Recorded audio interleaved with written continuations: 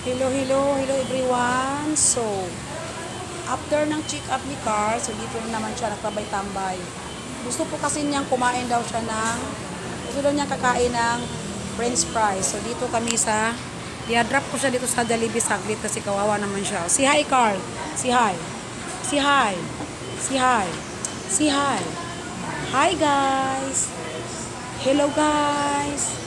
I'm here in, where are you ba? In say Jollibee. So ayun guys, no, nagantay-antay muna kami dito. Walang katao-tao dito guys sa Jollibee Bayan. You sit down. Where are you going? Naku guys, iihi na naman daw siya guys. So susundan ko siya, no.